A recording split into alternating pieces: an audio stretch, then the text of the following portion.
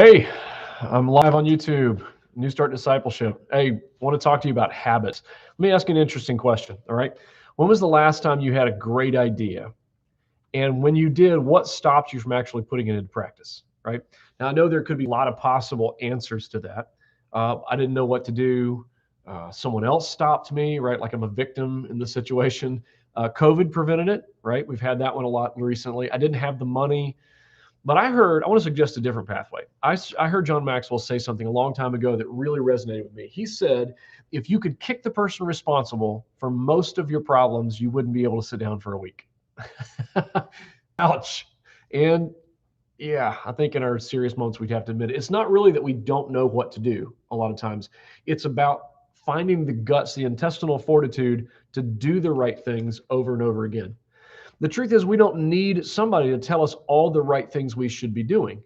We just have to have the guts to do it and then do it again the next day and the next day and the next day after that and the next day after that. In other words, what we need is probably not just better information. What we need is better habits.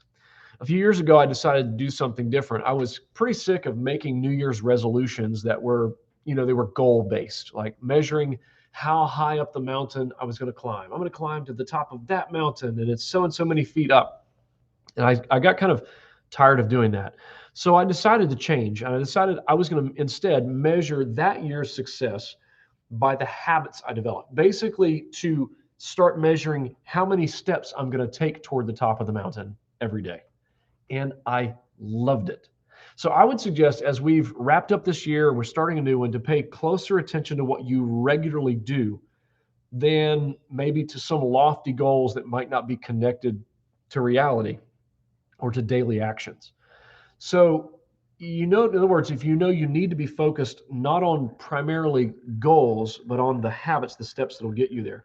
James Clear, the best-selling author of Atomic Habits, is correct. He said, you don't rise to the level of your goals, you sink to the level of your habits.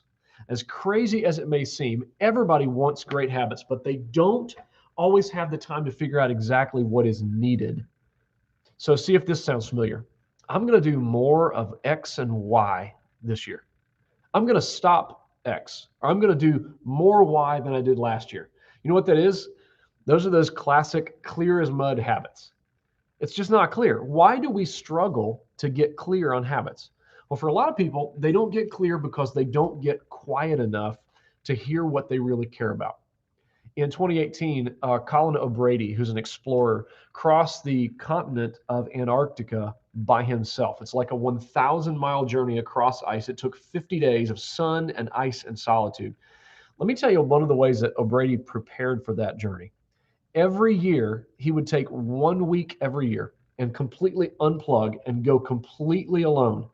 No phone, no books, no pen and paper, no friends or family, just no TV, no internet, no Wi-Fi, no phones, no anything. He would eat, sleep, and think. Eat, sleep, and think. Now, I know you can't do that. You can't get that alone with your thoughts, right? But I do think that at the beginning of this year is a great opportunity to zone in and dedicate some serious thinking time with pen and paper, in my opinion, that gets you clear on exactly what it is you want to create. So you're thinking, what habits will further my deepest values? Exactly what kind of actions repeated over and over again would transform my relationships? Which actions done over and over would change my health? What sets of actions would transform my spiritual health? What repeated actions would lead toward success in my life purpose or in my finances? Now, here's the thing. I can't get alone for you, and I definitely can't do your thinking for you for sure. But one of the things that I think is valuable is to have a framework for thinking about habits. So tomorrow, I'm actually launching my habits masterclass tomorrow.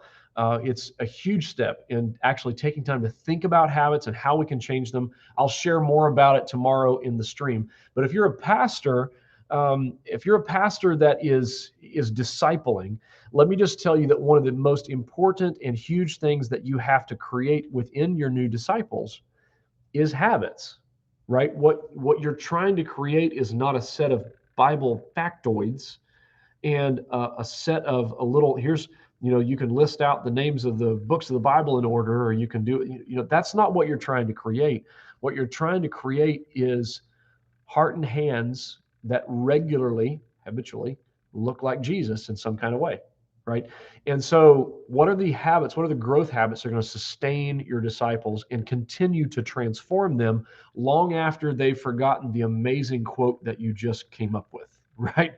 That's the question that we have before us when we're talking about habits and discipleship. So habits are discipleship essential. They are essential things to have as part of your discipleship program. And so I want to encourage you to think about it and plan that direction, and maybe take the Habits Master class. You can get that at habitsmaster.com, which I'll be launching tomorrow, or you can actually get it as part of New Start Discipleship itself. I'll put that link in the comments. So if you want to check that out, you can do that as well. But the crucialness of habits for discipleship, for your own discipleship and for others as well, I think it's really, really important for us to remember at this time. So, hey, God bless you. Click subscribe to the channel, if you will, and that way you won't miss future streams on these topics. I'm going to be doing a lot in 2022, a lot of live streams, just thinking out loud about discipleship and how we can do better at this mission critical aspect of our pastoral work. So thanks a lot.